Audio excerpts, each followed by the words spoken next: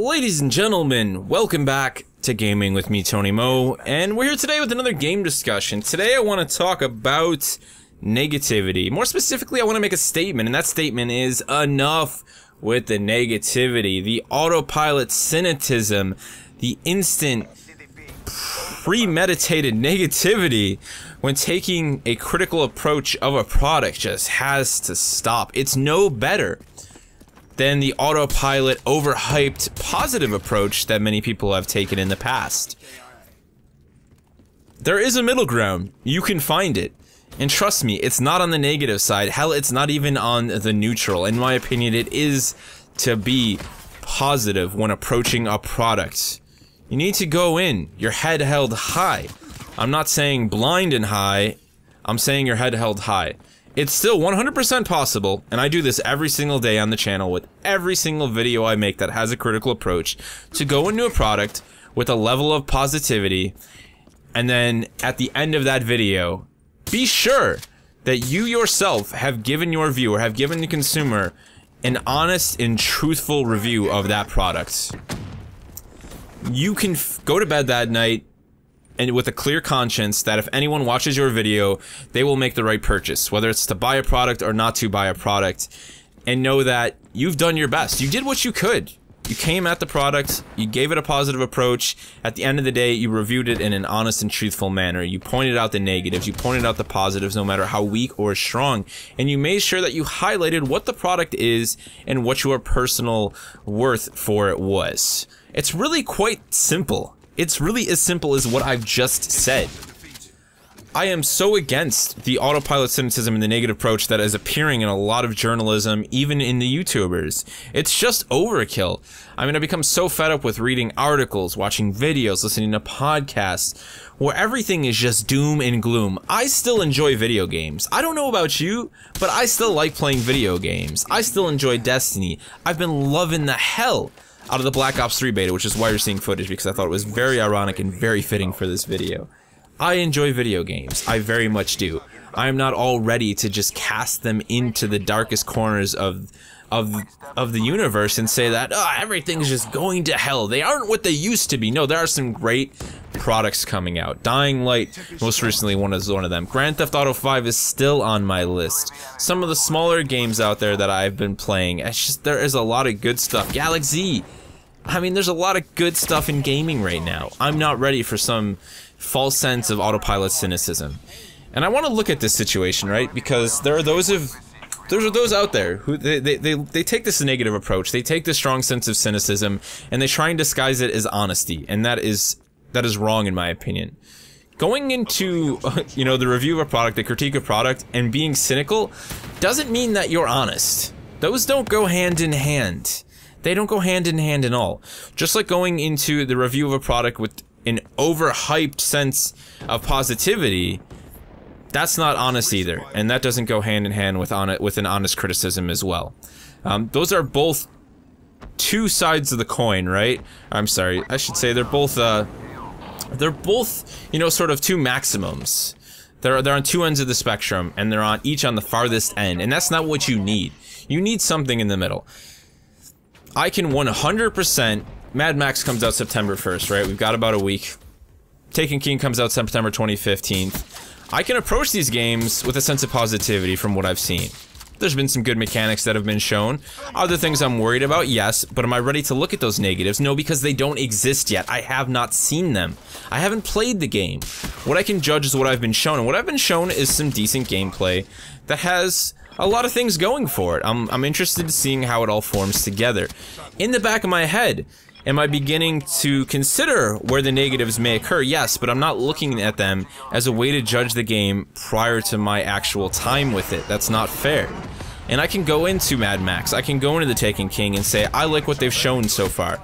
Mad Max looks like it has some promise. The Taken King, they've shown a lot of features that a lot of us has wanted. There's a lot of good stuff going on here. I can then play those games. I can play that expansion, I can play that release of Mad Max, and I can come out and truthfully tell you, after a good chunk of time with these, in my first impression videos, as I've always done, whether or not they are worth your money. And then it's up to you to run with that. That's just one opinion.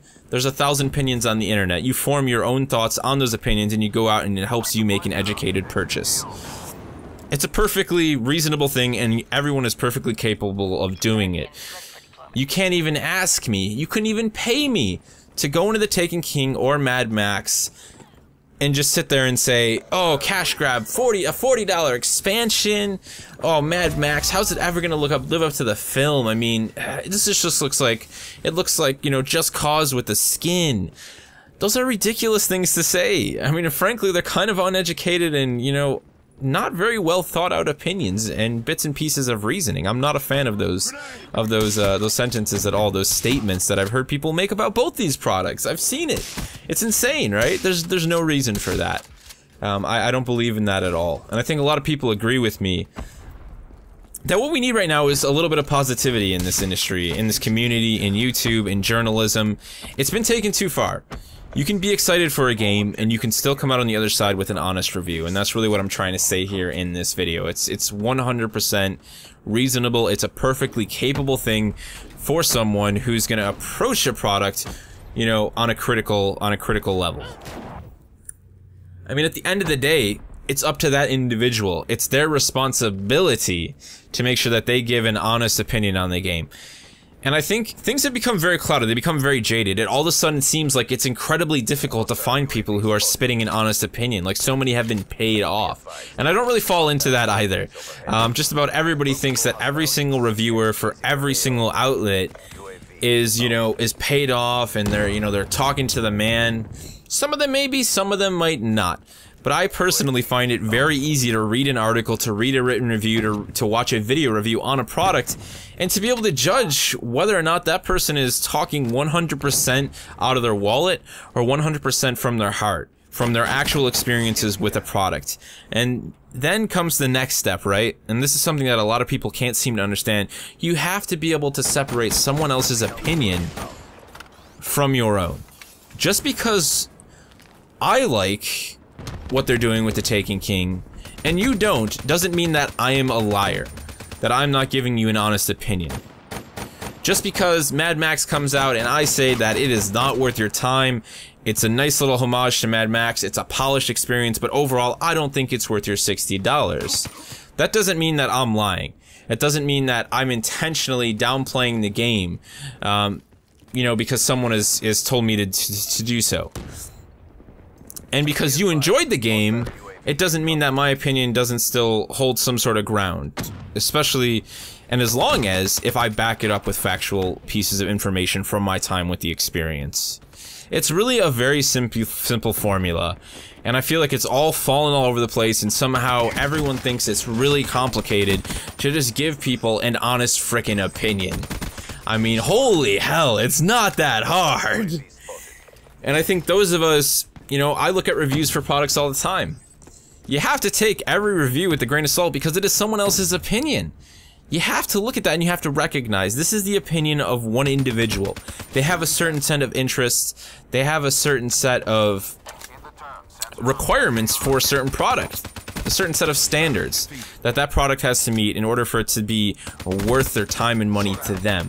That set of standards, that set of requirements may differ from yours, and if you can recognize that, you're going to find a lot of reviews to be very helpful, and you're going to be able to push aside the ones that don't fall in line with your thought process and with your requirements, and you're going to find people on the internet, you're going to find sources on the internet that you like to follow, and a lot of you do that every single day probably already. Maybe that's why a lot of you are here. Maybe that's why a lot of you are watching Angry Joe, or the Jimquisition, or Total Biscuit. It's as simple as that. Don't worry about what everyone else is doing. Don't worry about the guy at so-and-so magazine who you don't really seem to care for. You don't like the way he looks at video games. Why are you worried? Why waste your time commenting on the person who you obviously, you know, you don't fall in line with? Find the people you like, find the people you enjoy, find the people who deliver an opinion that you feel you can trust and go with it.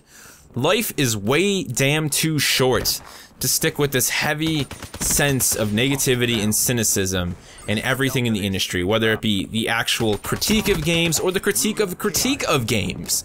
Let's fall back into place and let's enjoy video games, because that's what they're there for. They're an entertainment property. They're there to give us a good time, to help us create bonds and relationships between friends and people that we didn't even know maybe an hour ago. Last night, I played Destiny with someone who subbed to the channel a long time ago. I've been talking to him on Xbox for several months now. Him and his friends took a break from Destiny. I played with them last night, and I made a great group of friends.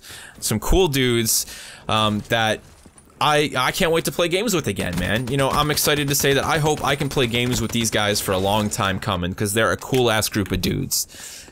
And that was because I went into it with a sense of positivity. It exists in everything that we do. Hold your head up high, go in with a positive approach, come out with an honest and truthful critique of whatever it is you do in life, and things are going to be a lot better for you. I hope I didn't ramble too much. I hope I didn't get off topic. I hope everyone understands where I'm going with this, and I hope that you can live and learn by this. I think a lot of you already do. A lot of you are stepping away from the negative approach, and you recognize that life is just too short to look at things that way. Why spend your time with things that either you don't care about, you know, or just go in with a positive approach. That's all I can say, and I hope I see you somewhere on a rainbow on a sunny day. The rain has stopped, you've got a positive approach, your head held high, and at the end of the day, you know that when people ask your opinion on that product, on that place, on that location, on that thing, on that event, you're going to be able to give them an honest and truthful opinion as a human being as to what you thought about it.